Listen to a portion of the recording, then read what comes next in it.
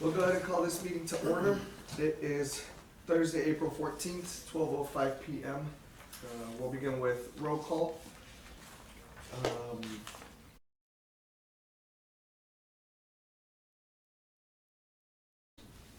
John Villarreal. Present. Arturo Dominguez. Here. Rafael Dueñas present. Julian Ratnowski. Present. George Alfgelt. As of right now, he's not here. Elia Guevara. Present. Mayra Hernandez. Present. And Ray Rocha. Present. Welcome, everybody. We do have a quorum. We'll move on to agenda item number 3 is the approval of minutes for March 2022. I'd like to clarify on the discussion on possible action regarding economic development incentive agreement with TPA Group. There is a sentence that says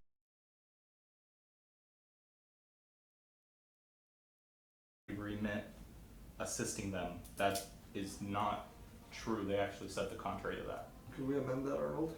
Sure, we'll double check the minutes just to verify the statement made and if it's. I have the recording if you'd like to hear it. I checked it before coming. Okay, well, we need to check it anyway to Alright. make the change, but yes, we'll make the change. Sounds good. Well, we'll amend that. We'll make that change if necessary. Is there a motion to approve them? Motion. Motion made by Mayra Hernandez, second. Second. Seconded by John Villarreal. Discussion? Well, the discussion is I'd like the motion, so the motion to approve and Make the change. confirm and make the change. Okay. Is there a second to his change? Second. All those in favor, seconded by Mayra. All those in favor? Aye. Aye.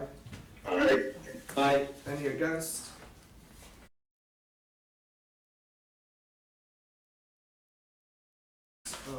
And seconded by John Villarreal is to approve the minutes of March 2022. All those in favor? Aye. Aye. Any against? None heard, motion carries unanimously. Do we have any citizen comments for today, Arnold? We did not at the time of the meeting start, and we did not. Okay. We'll move on to action item 4A. Could we actually, I'll make a motion to move up action item 4B, since we're waiting for Teclo's to, Right on time. perfect timing, Teclo, are you here with us? I am there with you in spirit, and I'm on the phone. Perfect. We're actually about to start your item, which is action item 4A, discussion with possible action to amend the City of Laredo Chapter 380 guidelines to include criterion for dry dock warehousing and distribution center projects seeking incentives from the city. The floor is yours, Mr. Garcia. Oh, okay, thank you very much. Hello, everyone. Hope you have a good Easter weekend this weekend. Best wishes to everyone. On this particular item, this is something that the city manager and I were having conversations about and trying to improve the way we handle incentive or performance agreements with dry dock warehousing. And the thought here is to sort of raise the threshold for these particular dry dock warehouses, since we have so many, to raise the threshold so we're not just handing these out to any small warehouse, and that these particular incentives are really earned in terms of the size of the warehouse.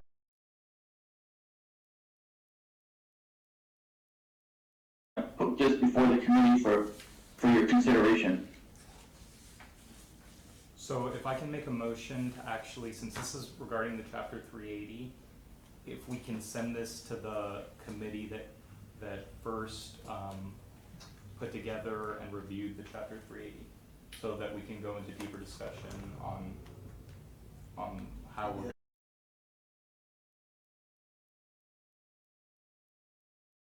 Yeah. It was sent to us yesterday.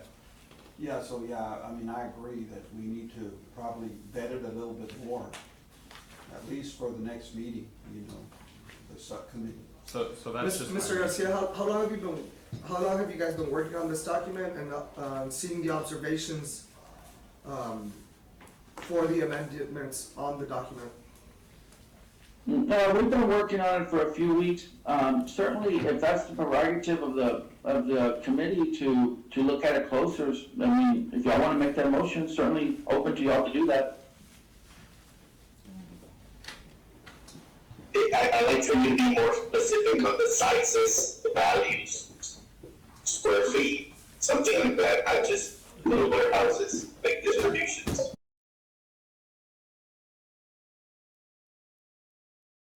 We can have those discussions, if that's what, the committee wants to do, to having a subcommittee or whatever, like Julie suggested, we can talk about that, Mr. Dominguez. So there's a motion, Thank you. there's a motion by Mr. Radnowski. For the record, George Algell, present.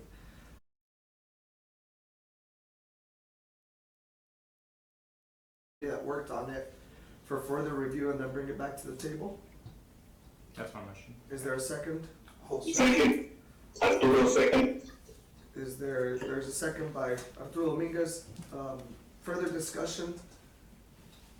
Mr. Chairman, one other thing, I hadn't really talked to city management about this, but just thought to me, if we're gonna make, an amendment, to the 380 agreement regarding these things,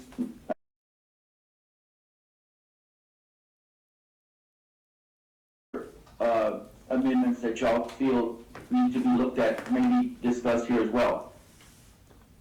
What was the time that we were looking at? Because the chapter 380 was looking at being revised every so often. How long did we have that in mind?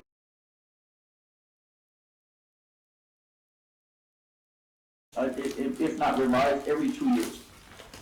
I think, to clarify, the chapter 380 should be based off our economic development strategy.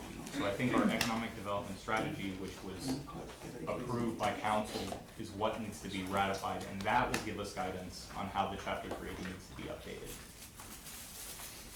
No, that's not correct. These must be looked at every 2 years according to state statutes, Julian. No, So whether we follow at least re-adopt it, it's every 2 years. No, well, I do understand that. I'm just referring, I think our strategy is gonna define how we update it every 2 years. That's what I'm trying to point out. Oh, okay, for sure, you're absolutely correct. And as of right now, we've had these guidelines in place for a year, 2 months. Yeah. Do you see, Mr. Garcia, a sense of urgency, or do you feel that we could take our time with this? Is there projects on the table that would have to, what that would? No, Right now? I don't see that much urgency. I think we could take, the committee could take a couple of months to do it, a couple of meetings. It certainly can't be done right away, plus y'all have your own schedules to figure out when we can meet to do it.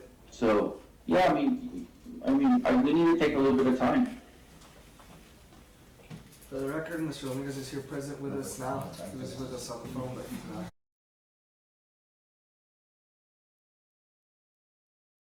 Some urgency that this needs to get done ASAP.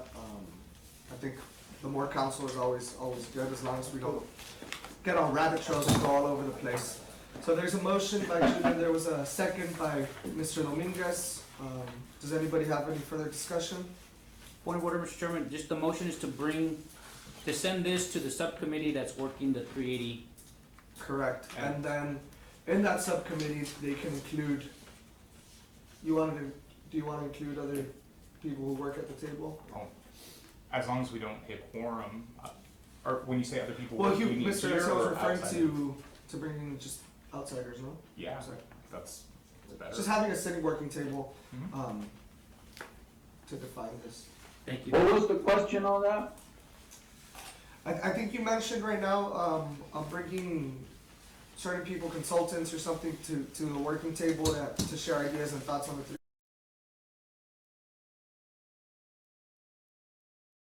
Part of the process, because I think she was last time, and that was the question. Should No. other folks besides the committee be on the subcommittee? Yeah, not referring to a specific person, but just, people who can bring something of value to this amendment process. The value is very important. Well, I don't know, I don't think we decided last time.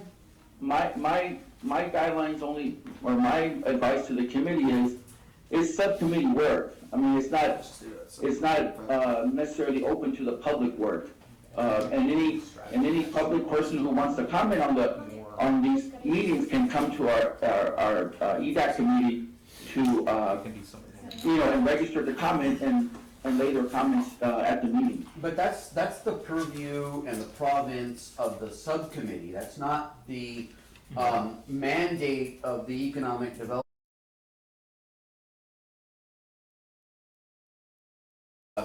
No, thank you. Motion to call for the question. All those in favor? Alright, Any against? None against, motion passes. We'll move on to action item 5B, which is discussion and possible action on creating a tourist policy by Julian Rotnowski, our vice chair. so this was brought up, through discussions at city council and also with Mr. Garcia. So what I'd like for this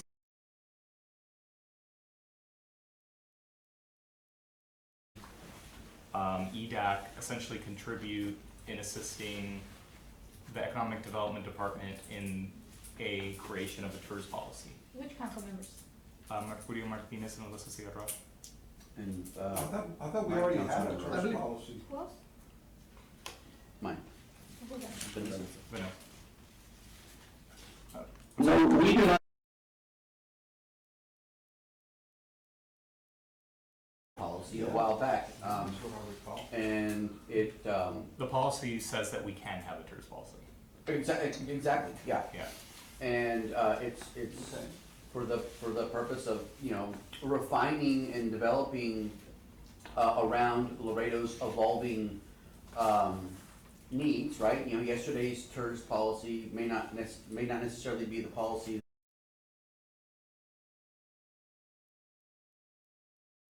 because everything changes. So, Mr. Garcia, how would you like to move forward with trying to achieve the creation of this policy? Yeah, How can we thank you, Julian. What the city manager suggested here was, and we had at least 2 or 3 different conversations about this, was for me to work with the city management to find a tourist consultant, and then have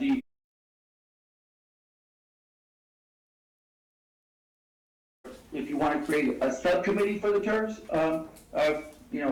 creation or amendments to the tourist policy, that group works with the consultant to create the new policy. I hope that makes sense. No, it does, and I like that strategy. What I did is I actually jumped into our economic development plan, and it does actually point out to also include local.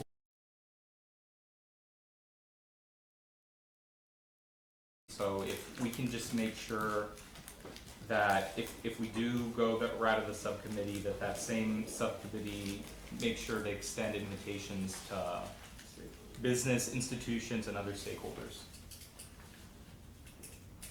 Right,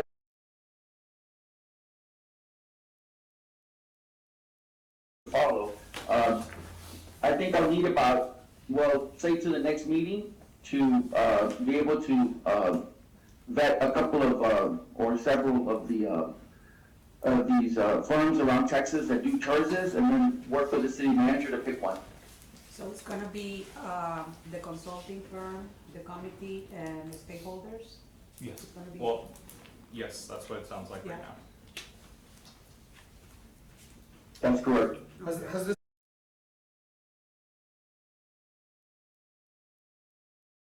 Well, that's personal directive. No, there was a vote. There was a vote by Albert Torres to create a tourist policy. That's correct. Last fall, That closed Julian, very upset. that's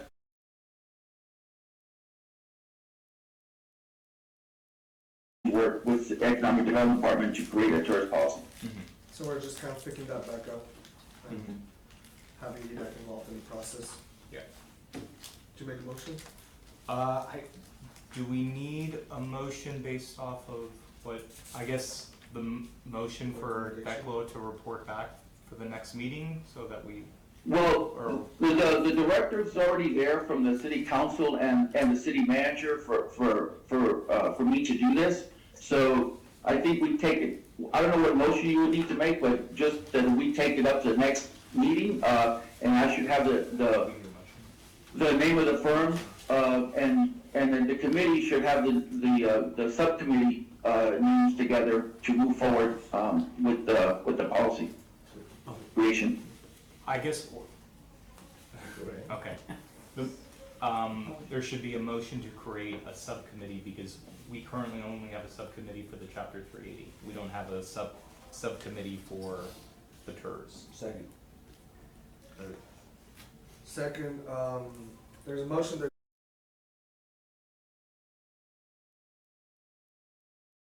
How many people are we? There's 9 of you guys. So no more than 4. you wanna create it right now, or you wanna get it later? Is there anyone who'd like to volunteer? Well, yeah, that's the I question. volunteer. One, I'll do it. Julian, just needs one more thing on this table. Me. Elia? And Mr. Dominguez? One more. Mr. Dominguez. So the amended motion is to create the subcommittee, TERS subcommittee involving Mr. George Aldo, Junior Winofsky, Arturo Dominguez, and Elia Guevara. Made by Julian, seconded by George. All those in favor?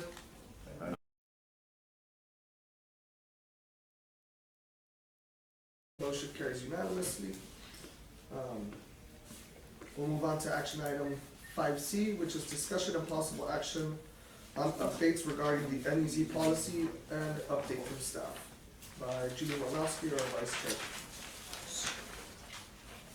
So, Thecla, if I can just chime in real quick, this was mainly to give an update because we did reach out, to staff, and they, and We they, do have these covered online as well. and they did say that they were gonna work on essentially translating the policy that we previously approved to something that would fit, the city's policies. For example, there's mentions of impact fee waivers. The city of Laredo currently doesn't have any impact fee waivers. So they needed to make sure that, you know, the goals that are listed here fit how the city is structured. And once that was completed, they would send it back to us for our review, where we can make additional changes through the subcommittee, and then bring a final, updated NEZ policy to EDAC. So the NEZ was tasked to us by council last year. And this is a ordinance on the building department.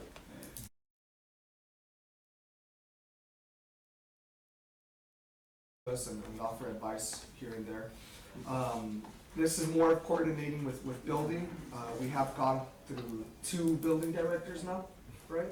And I think that's what slowed us down. And is the picking back up. problem of departments being understaffed as well.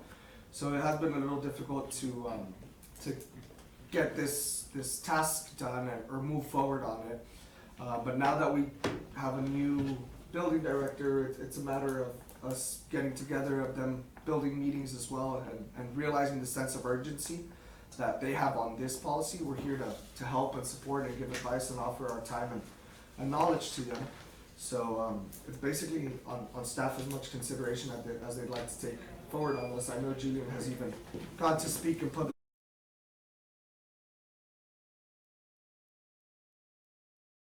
on behalf of EDAC on our participation.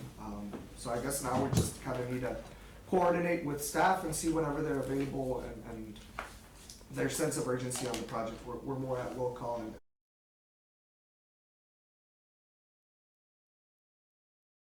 or with council members and with the previous both building and planning director. So we're just on the wait for that. I don't know if you want to share anything else. Just that the concerns from council, one of the predominant concerns from one of the council members was that we make sure that it still includes, you know, the smaller properties, which, the rehabilitation of older, smaller homes, which it should. There shouldn't be any issue there. And the concern from staff on the NEZ is there's large swatches of land that are pretty much completely undeveloped and not in blighted areas that shouldn't be in the neighborhood empowerment zone. And by statute, by the state of Texas, you shouldn't really have areas that are not blighted areas included in these. So I think one of the other things that staff is I gonna be mean, isn't it mostly for blighted areas? Yes. Yeah, I mean, that's the whole Well, purpose. that's the statute, that it should only include blighted areas. So part of the update's probably gonna be trimming back the zones. But yeah, that's So the when you only. say blighted, I guess, is there a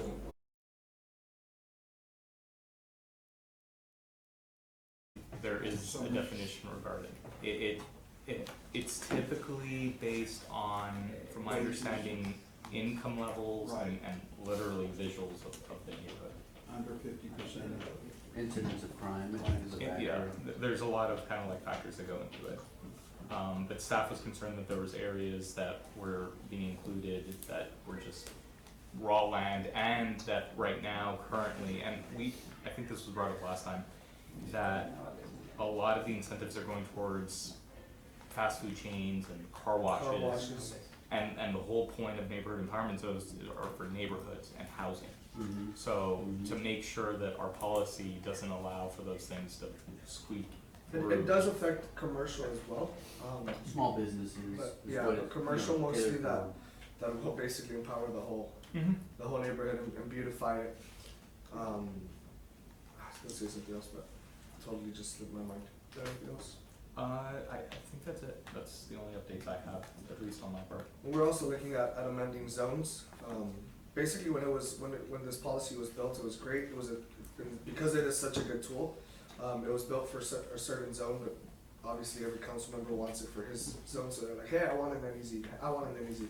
So we're gonna be go over that with staff as well to see which ones where it could flourish better. Any further discussion on that? Well, I think if it is based on a certain income, then it sort of could probably meet that threshold if it, I guess it's a really loaded question. I think if we define the parameters will define the zone. Mhm. And what areas will, I think that's what staff's goal is to.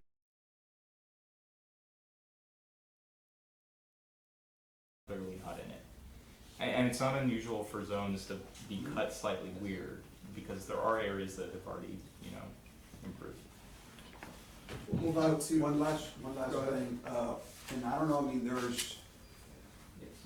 and we've touched this before, there's a lot of empty lots out there, and I don't know if there's, to incentivize to those to be developed. I mean, I know there's some that are out there, maybe they're not even kept, or they're not penalized, because, I mean, The current policy allows for infill development, and as long as that infill is dense, so, you know, that would be allowed. There's nothing wrong with NEZs incentivizing raw lots in between a neighborhood that is blighted, because that's one of the major problems we have in Laredo. We have a housing crisis, yet we keep saying there's not enough homes and there's not enough land. But if you go into the inner city, there are lots of empty lots. So those do need to be incentivized by this policy. What doesn't is suddenly you have this huge, 200-acre area of just raw land. That shouldn't be something that's usually incentivized by this. Right, because that's gonna get developed, generally speaking, by the forces of the market anyway. Yes. move on to action item 5D, discussion of possible action on Mr. Chairman. updates. Just point of order, the C was a possible action item. There's no action, The there's no committee's gonna take no action? It was just a presentation and update in essence. Thank you, sir. One thing, Steclo, thank you for working with John in the building department. I appreciate you guys, giving me your ear and then also working with him to try to figure this out. So much appreciated. It's what we volunteer our time for, Declan. You're getting paid a lot of money for it. Russell. Chick-fil-A dollars. Thank you. Discussion and possible action on updates regarding the downtown parklet ordinance by Julian Rodofsky, our vice chair. So this was an item that I placed, because I spoke to Councilwoman Alyssa Segarra. This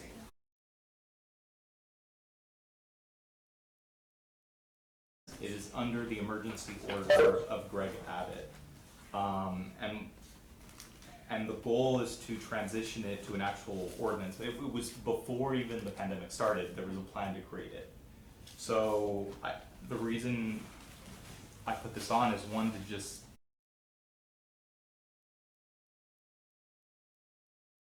create it into an ordinance, because there was a meeting where that discussion was had, and I don't think it's gone anywhere. And if Greg Abbott pulls the emergency order, technically the ordinance goes with it. Right. There's nothing sustainable about how this is currently written. I think this is an urgent matter. We definitely need to take it up to our council members who But, represent. yeah, so I guess it's up to one of the council members to champion this cause and move it forward. Well, the thing is, I believe there was a committee that was working on this, right? Because I brought this because I saw the sense of urgency, because it was going to expire in December, Yeah. I believe, or January. So I brought it up to the committee. We talked about it, and my goal was for us to work on this, see our amendments, hear from our small business owners, and then move forward with our changes in the policy in order to make it an actual lasting policy here in the city of Laredo, legal, passed by council, passed by my legal department and everything. But that's when it came to my knowledge that there was already a committee working on it. And what was directed to us by staff was that they needed to work on the ordinance, and once they had a draft of it, that it would be kicked to us, and then we can review it. We hadn't even gotten to that point. And this ordinance was extended, just as is, for 90 days in January. That's Are my those- understanding. Do you know if those 90 days are up or not? They should be.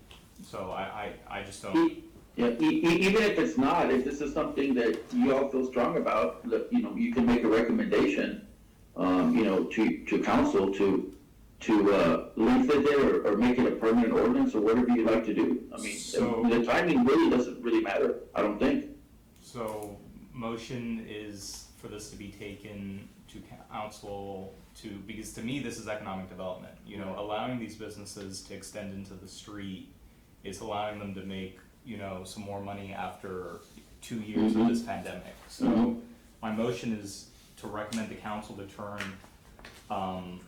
the parklet ordinance, into an actual ordinance by the city that will survive past, the emergency order, and for that ordinance to be shown to the businesses so they can give their input on, if there's things that need to be added or things that need to be removed in that ordinance. Second. There's a motion, there's a second. Can I ask you,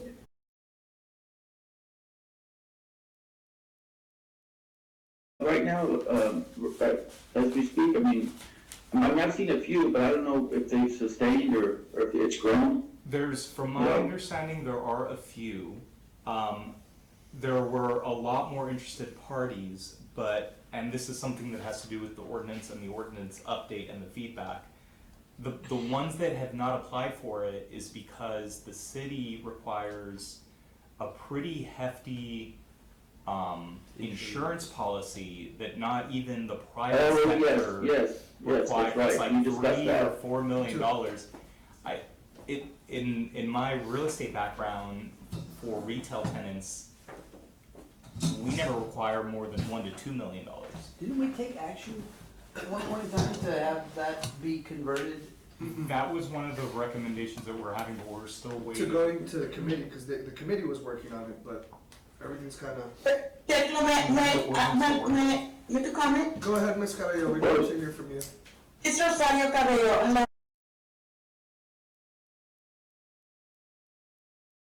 Municipal League, our insurance company, is basically the state of Texas that governs municipalities.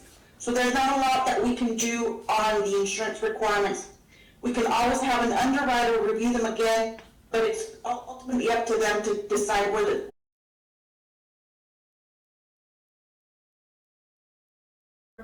we may wanna look at what they're doing, because they passed it, they're sitting in McKinney, Okay. they passed it in December 28th. I think, it was December 28th. I'll grab it from the website. Ms. Hernandez was sharing that McKinney passed a parklet application as well, so for us to review and see what's going on there. I know it was a little hard to hear for Ms. Cabello on the computer, yeah.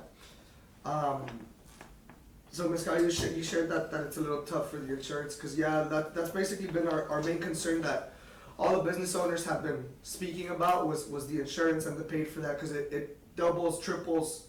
Obviously it depends on the size of business, but the insurance is definitely a big toll, and providing workers' comp, and then I know it's a free policy, it's a free parklet application, but there are other certain fees that need to be added in order for the business to qualify, and that's what I think was hindering back many of them.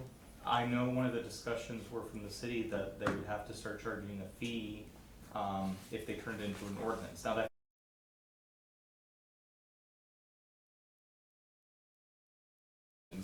that are gonna pretty much kill the rest of it. You know, you regulate this to the point where no one's gonna apply for it.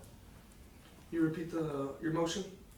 So the motion is for, to request staff and council to come up with a permanent ordinance, that will survive after, well, just a permanent ordinance. Okay.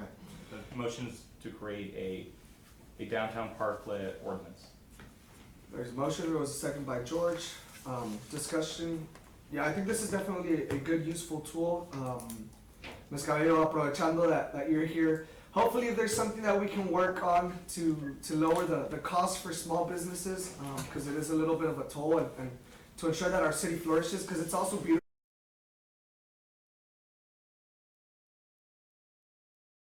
Throughout the whole time that it's been in works, it has been good for the city. So just that's my comment. We'll call for the, Most definitely, I agree. we'll move for the call. All those in favor? Aye. Any against? Aye. None against, motion carries unanimously. That is the end of our agenda. Thank you so much to everyone for being here, for making the time. Ms. Cabello, Mr. Garcia, Cesar, Ray, the whole team. Second. Motion to adjourn by, But, before the next meeting, we'll send out to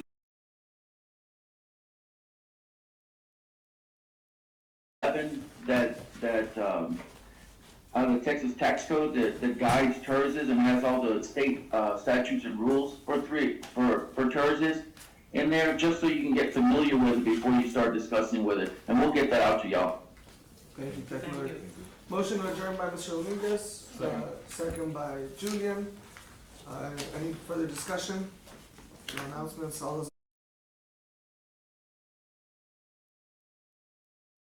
We are adjourned. Have a great rest of your day. Thank you.